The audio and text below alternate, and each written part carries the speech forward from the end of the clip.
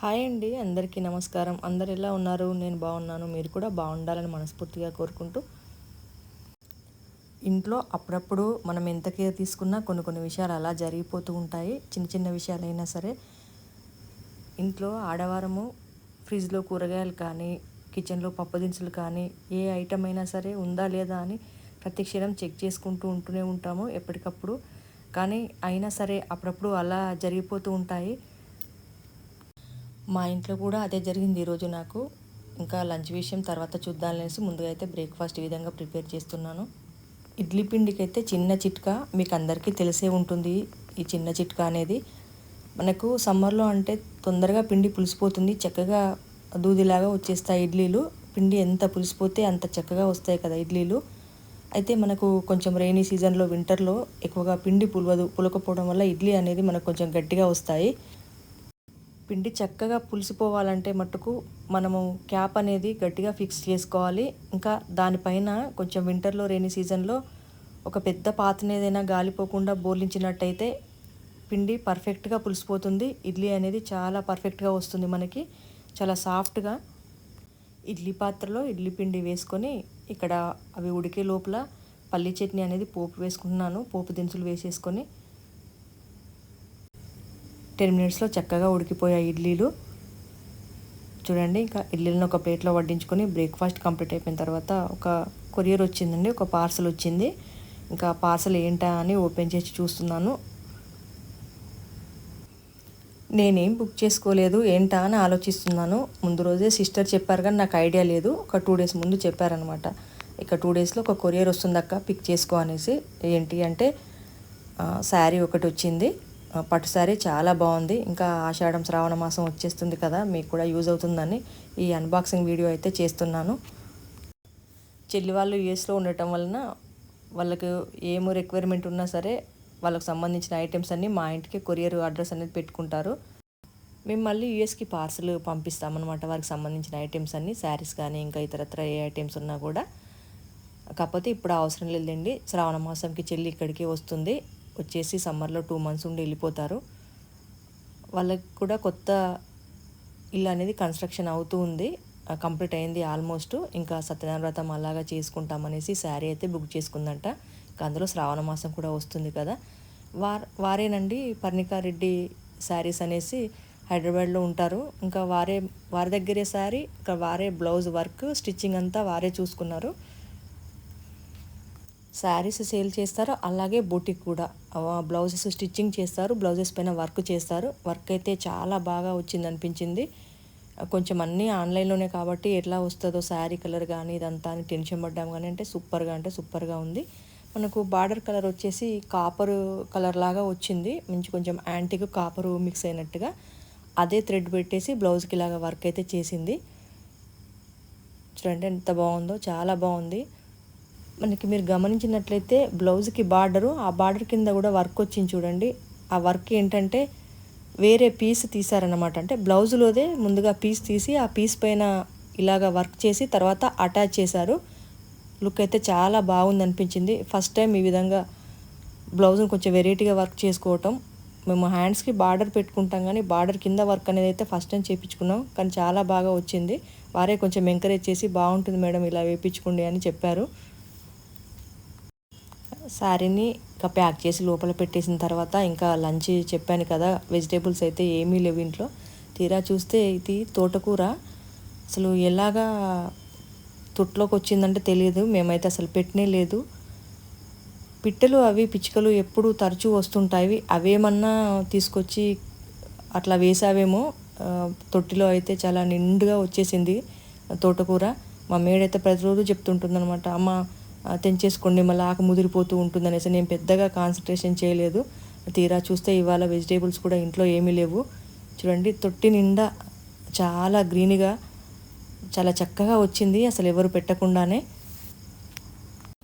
పప్పులో వేసి వండితే చాలా బాగుంటుంది కదా తోటకూర. ఇంకా మా లంచ్ వచ్చేసి ఇవాళ తోటకూర పప్పు, రసం. వర్షం వచ్చేలా ఉంది బయటంతా వెదరు, గాలి చాలా వీస్తుంది చూడండి విపరీతంగా. ఇంకా ఈ విధంగా తోటకూర తెంపేసుకొని పప్పు కర్రీ అయితే చేశాను, తోటకూర పప్పు. పప్పులో సైడ్కి అలాగా కొన్ని మురుకులు ఉంటే కొన్ని వడియాలు వేపుకుంటే చాలా బాగుంటుంది. ఇంకా మా ఇంట్లో వడియాలు లేవు కానీ కొన్ని మురుకులు ఉంటే ఇలాగా సైడ్కి పెట్టేసుకొని ఇంకా స్వీటు ఇవన్నిటితో లంచ్ అయితే కానిచ్చేసాము. ఆ తర్వాత కాసేపు రెస్ట్ తీసుకున్నాక క్రిందన సన్నమల్లెల చెట్టు ఉంది. ఎక్కువగా అందట్లేవు, పైన పూస్తున్నాయి అవి. వీలైనంత వరకు అందినంత వరకు అయితే పూలను కోసుకొని తెచ్చేసుకున్నాను. ఎక్కువగా నేను తలలో పెట్టుకోను, ఎక్కువ పూజకే యూజ్ చేస్తూ ఉంటాను.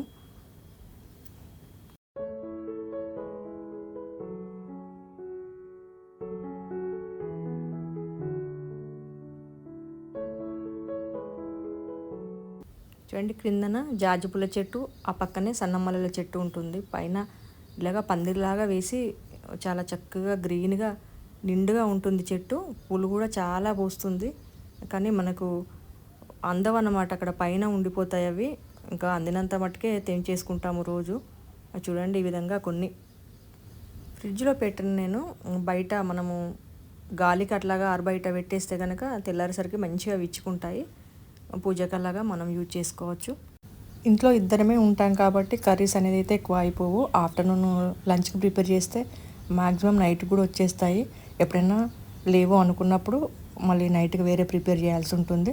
ఇంకా ఈరోజు అయితే పప్పు ఉంది కాబట్టి చపాతీ ప్రిపేర్ చేస్తున్నాను. ఇంకా చపాతీలో కొంచెంగా ఆయిల్ వేసుకొని పిండి పొడిగా ఉన్నప్పుడే అంతా కలిసేట్టుగా కలుపుకొని ఈ విధంగా తర్వాత వాటర్తో చక్కగా కలుపుకుంటే కనుక చపాతీలు చాలా సాఫ్ట్గా వస్తాయి. ఇంకా ఈరోజైతే నేను చపాతీని మా మదర్ చిన్నప్పుడు చేసేవారు. మేము చిన్నప్పుడు మేము ఈ విధంగా చేస్తేనే ఎక్కువగా ఇష్టపడేదాన్ని. నేనైతే ఎస్పెషల్గా చపాతీని జనరల్గా నేను ఎక్కువ ఇష్టపడను. అమ్మ ఇలా చేస్తే ఎక్కువగా ఇష్టపడేదాన్ని. ఇంకా పాలల్లో కానీ అట్లాగా వేసుకొని తినేవాళ్ళం అన్నమాట. చపాతీ ఈ విధంగా చేస్తే కనుక బ్రెడ్ లాగా ఉంటుంది. మనకు 3 పొరలు వస్తుందన్నమాట. అమ్మ వీటి పేరు మడత చపాతీ అని చెప్పేసి చేసేది ఎక్కువగా. ఇంకా కాసేపు పిండిని నానబెట్టుకోవాలి, ఒక 15 మినిట్స్ అలాగా. నానిపోయిన తర్వాత ఈ విధంగా మళ్ళీ ఒకసారి పిండిని అంతగా సాఫ్ట్గా కలిపేసుకొని కొంచెం కొంచెం పిండిని ఈ విధంగా చాక్తో డివైడ్ చేసుకున్నాను. ఆ తర్వాత చేతితో సాఫ్ట్గా పిండిని రౌండ్ బాల్ షేప్లో చేసుకుని కొంచెం పిండి వేసుకొని ఒక్కో పొరను ఈ విధంగా తాల్చుకుంటూ ఆ పైన ఆయిల్కు పొరకు నిండుగా రాసుకోవాలి. లైట్గానే రాసుకొని అంత స్ప్రెడ్ అయ్యేట్టుగా ఈవెన్గా రాసుకోవాలన్నమాట. ఇంకా మళ్ళీ ఆ పైన ఒక పొర వేసి ఆ పైన కూడా సేమ్ మనం ఫస్ట్ ఎలాగైతే ఆయిల్ని అప్లై చేసుకున్నామో ఆ తర్వాత నెక్స్ట్ ప్రాసెస్ కూడా అదే. ఆ పై పొర కూడా ఆ విధంగా ఆయిల్ని అప్లై చేసుకొని ఈవెన్గా ఈ విధంగా రాసుకునేసి మళ్ళీ ఒక ఫోల్డ్ చేసి చక్కగా రౌండ్గా చేసుకోవాలి, ఒత్తుకోవాలి చపాతీలని.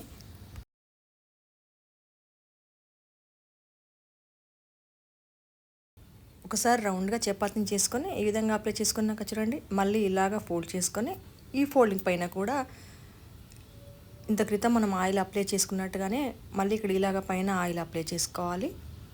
ఆ పైన మళ్ళీ ఒక ఫోల్డ్ వేసుకోవాలి. ఆ ఫోల్డ్ పైన ఇంకా మనము ఆయిల్ రాయాల్సిన పని లేదు. చక్కగా చపాతీలాగా ఒత్తుకోవాలి. అంటే దీన్ని చక్కగా ఈ విధంగా మడుచుకొని చపాతీ చేసుకుంటే సరిపోతుంది.